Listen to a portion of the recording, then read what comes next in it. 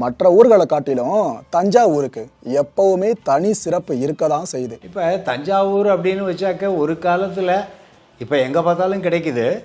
ஒரு காலத்தில் வந்து நெல் வயல்கள் மிக அதிகமாக இருந்து நெல் விளைச்சல் என்பது மிக அதிகமாக இருந்த ஒரு சமவெளி பகுதி இங்கே தான் இருக்குது. மட்டுமல்ல, உலகத்தில் நீங்கள் வேறு நாகரீகம் எல்லாமே வந்து ஆற்றங்கரை நாகரீகம்னு தான் நம்ம சொல்கிறோம். அதில் நைல் நதியினுடைய பழமையை நம்ம மறக்க முடியாது. ஒவ்வொரு நாட்டுக்கும் ஒவ்வொரு நதி தான் வந்து உயிரோட்டமாக ஓடுது. அந்த ஆற்றங்கரைகளில் தான் வந்து நாகரீகமும் வளர்ந்துருக்கு. ஆனால் இவ்வளோ பெரிய சமவெளிங்கிறது கங்கைக்கே இல்லை. இந்தியாவில் கங்கை தான் மிகப்பெரிய நதி இல்லையா? அந்த கங்கைக்கே இவ்வளோ பெரிய சமவெளி என்பது கிடையாது. ஒருங்கிணைந்த தஞ்சை மாவட்டத்தை அப்படியே நினச்சி பாருங்கள். இன்றைக்கி 4 மாவட்டங்களாக பிரிக்கப்பட்டிருக்கு.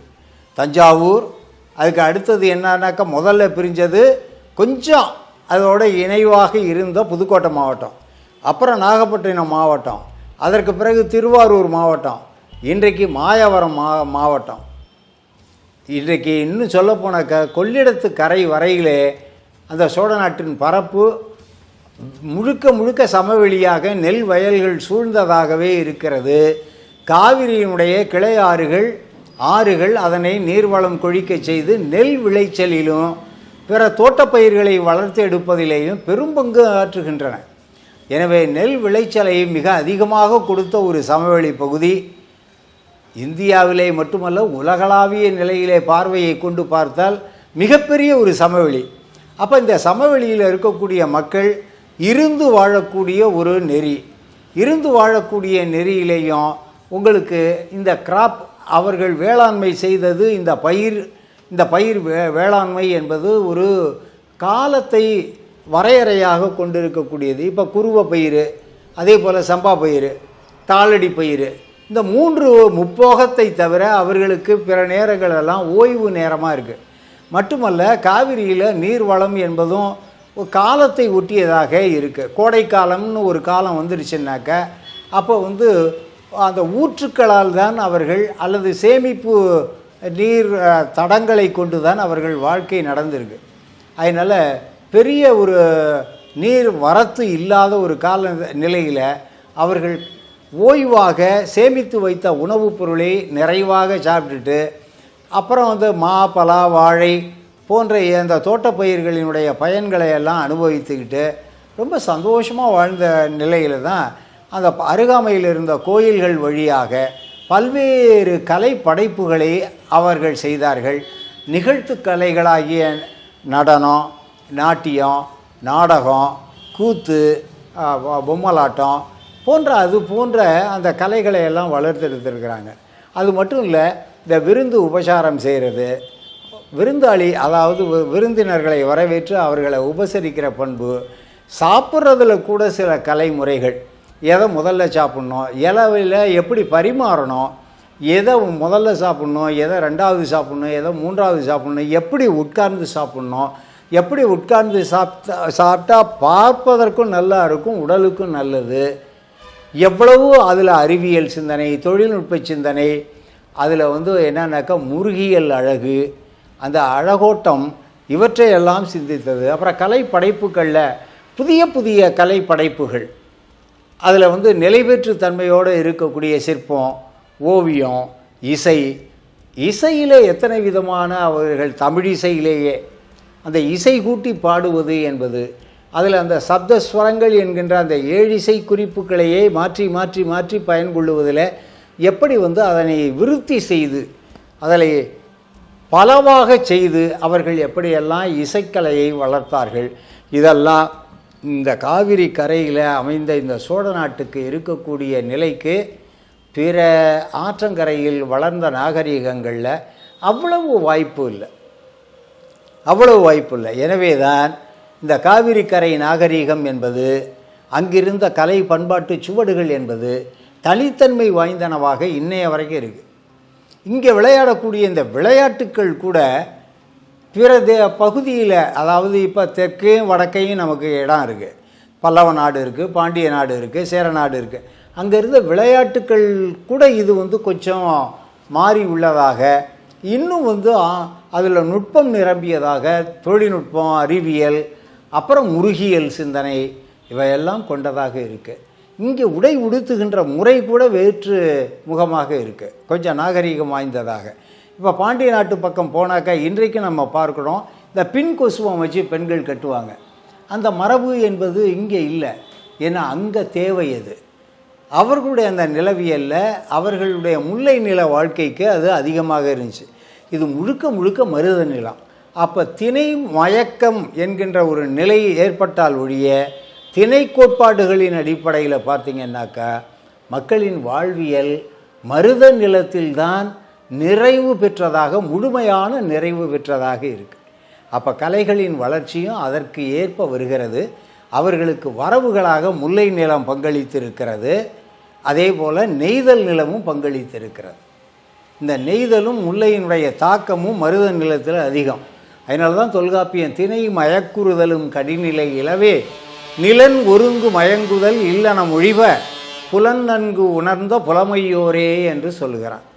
இதில் என்ன அப்படின்னாக்கா, அந்த நெய்தல் நிலத்து பூக்கள் கூட மருத நிலத்தில் பூக்கும். இப்போ சில நெல் வயல்கள் பார்த்திங்கனாக்கா கடற்கரை ஓரம் வரையில் அங்கே பயிர் செலவு பண்ணுவாங்க. அதுபோல் இருக்கக்கூடிய சில வளமைகளை எல்லாம் நீங்கள் இப்போ இந்த பூம்புகார் பகுதியில், தரங்கம்பாடி பகுதியில் இன்றளவும் பார்க்கலாம். கடற்கரை கண்ணுக்கு தெரிகின்ற பொழுது அந்த அளவுக்கு வரைக்கும் நெல் வயல்கள் இருக்கும். அப்போ அங்கே திணை மயக்கம் என்பது நெய்தல் நிலத்தோடு மருத நிலம் இணைந்ததாக இருக்கிறது. அதுபோல் இருக்கின்ற காரணத்தினால அப்போ ஒவ்வொரு திணைக்கும் உரிய அந்த ஒழுகலாறுகள் இருக்குல்ல, வாழ்வியல் முறைகள், அந்த கலை பண்பாட்டு சுவடுகள், அதெல்லாம் ஒருங்கே இணையக்கூடிய ஒரு வாய்ப்பு மருத நிலத்துக்கு கிடைச்ச அளவுக்கு குறிஞ்சி நிலத்துக்கோ முல்லைக்கோ தனியாக கிடைக்கல. அதனால தான் நீங்கள் பிற நிலங்களோடு ஒப்பிட்டு பார்க்கின்ற பொழுது இந்த காவிரி சமவெளி என்கின்ற சோழ நாட்டு கலை வளம் என்பது கொஞ்சம் கூடுதலாகவே இருக்கிறது என்று நாம் கொள்ள வேண்டும். ரோமானியர்களும் நம்ம தமிழர்களும் எந்த அளவுக்கு நண்பர்களாக மாறி இருந்தாங்க, எப்படி நண்பர்களாக மாறினாங்க, இந்த வரலாற்று உண்மையே நமக்கு மிகப்பெரிய மெய்சிலிர்ப்பை ஏற்படுத்தும். இது வணிகத்தின் அடிப்படையில் உங்களுக்கு வந்துடும். இப்போ நம்முடைய சிலப்பதிகாரத்தில் கலந்தரு திருவில் புலம்பெயர் மாக்கள் கலந்து இனிது உரையும் யவனர் இருக்கையும். யவனர் என்ற பெயரால் ரோமானியர்களை குறிக்கிறாங்க, கிரேக்கர்களையும் குறிக்கிறாங்க.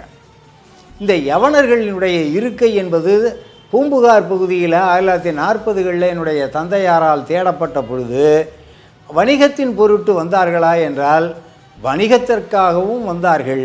வந்த பிறகு அவர்கள் உண்மையிலேயே உடல் வலிவு மிக்கவர்கள் என்ற நிலையில் அரச அந்த படைகளில் பங்கேற்குனராகவும் இருந்திருக்கலாம் என்ற ஒரு ஊகங்கள் கிடைக்குது. அவர்கள் புழங்கிய காசு, அவர்கள் வைத்திருந்த ரோமானிய அரசர்களின் காசுகள், அகஸ்டஸ் சீசர், ஜூலியஸ் சீசர் காசுகள் நம்முடைய பூம்புகார் பகுதியில் கிடைக்குது. அப்புறம் கருவூர் அமராவதி ஆறு இருக்க, அந்த ஆற்றங்கரையில் பல ரோமானிய காசுகள், கிரேக்க காசுகள் கிடைச்சிருக்கு. இதை நாணயவியல் வல்லுநர்கள் பலர் தமிழகத்தில் வெளியிட்டிருக்கிறாங்க. ஆக கூடுதல் தமிழகத்திலே அந்த ரோமானிய அரசர்கள் அவர்களுடைய சுவடுகள் அவர்களுடைய வணிகத்தின் பொருட்டாக வந்தது. அரசியல் தொடர்பாகவும் டிப்ளமேட்டிக் அவர்களுடைய வருகை என்பது, அரைவல் என்பது வந்திருக்கலாம். ஆனால் அது வணிகத்தின் பொருட்டாக வந்தது என்பது மறுக்க முடியாத உண்மை. ஏனென்றால் பரியோடு கரியோடு பெயரும் என்று ஒரு குறிப்பு வருகிறது. அந்த சங்ககால குறிப்பிலேயே நீங்கள் பார்க்குறீங்க, மேலை நாட்டு கப்பல்கள் பெரிய பெரிய குதிரைகளை கொண்டு இங்கே இறக்குமதி செய்துவிட்டு இங்கிருந்து அதற்கு பதிலாக மிளகு மூட்டைகளை ஏற்றி சென்றன. மிளகு, ஏலக்காய், தந்தம் போன்றவையெல்லாம் அந்த காலத்தில் ரோமானிய மக்களால் விரும்பி ஏற்றுக்கொள்ளப்பட்ட பண்டமாற்று முறை. அதற்கு பதிலாக அவர்கள் குதிரைகளை நமக்கு தந்து சென்றார்கள். அராபிய குதிரைகளும் இங்கே வந்தன என்ற நிலையிலே நம்ம பார்க்கணும்.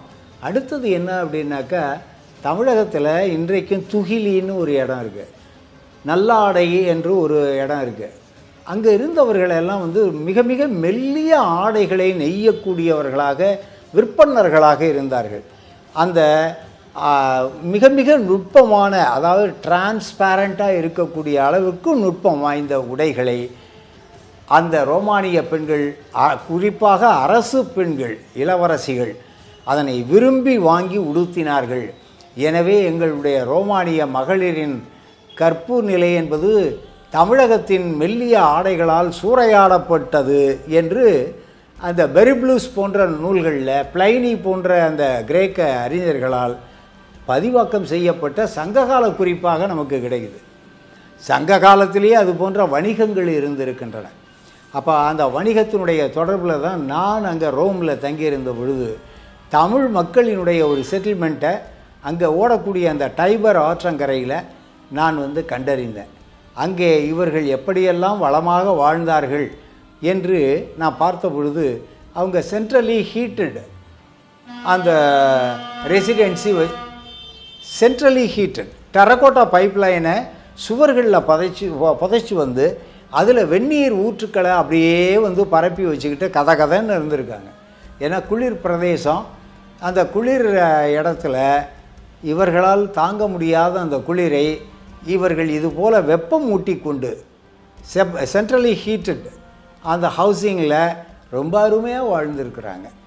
அதில் தான் பிறகு ராஜராஜனுடைய காசு கிடைச்சிச்சு, தமிழ் எழுத்துக்கள் பொறித்த பானை ஓடுகள் கிடைத்தனன்னு ஒரு இத்தாலிய அறிஞர் ஒருத்தர் கடந்த செம்மொழி ஆய்வு மாநாட்டில் இதில் கோயம்புத்தூரில் அவர் அதை ஃப்ளாஷ் பண்ணார். அங்கேயே தங்கி பல நாட்கள் பல மாதங்கள் அவர் ஆய்வு செய்ததன் பயன் அங்கே ராஜராஜனுடைய காசு, அங்கே தமிழ் குறியீடுகள் நிரம்பிய பானை ஓடுகள் இதையெல்லாம் எடுத்துக்கிட்டு அந்த மாநாட்டில் அவருடைய கண்டறிதலாக கண்டுபிடிப்பாக அவர் புலனாக்கம் செய்து சென்றார் என்பதையும் நம்ம சொல்லணும். எனவே தமிழகத்துக்கும் ரோமாபுரிக்கும் நிரம்ப தொடர்பு இருந்திருக்கு. இது பற்றி பெரியவர்கள் பலரும் சிந்தித்திருக்கிறார்கள். அந்த தமிழரும் வாணிகமும் என்ற தன்னுடைய நூலில் தமிழர் கண்ட அந்த அயல்நாட்டு வாணிகத்தில் மயிலை சீனி வெங்கடசாமி போன்ற அறிஞர்கள் ரொம்ப ரொம்ப அரிய குறிப்புகளை எல்லாம் தர்றாங்க. ஒரு சிலர் நினச்சிக்கிட்டு இருக்கிறது நமக்கு தமிழை பற்றியும் தமிழர்களை பற்றியும் இவ்வளோ தெரியும்ன்ட்டு. ஆனால் இவ்வளோதான், கட்டுறது கைமண் அளவுன்னுவாங்கள, அந்த ஒரு உண்மை எங்களுக்கு இந்த டாக்குமெண்ட்ரியை முழுசாக எடுத்து முடிச்சதுக்கு அப்புறம் தான் புரிஞ்சுது. அடுத்த தலைமுறைக்கும் உண்மையை கடத்திட்டு போகணுன்றதுக்காக தான் இந்த அயராத முயற்சியை நாங்கள் எடுத்தோம்.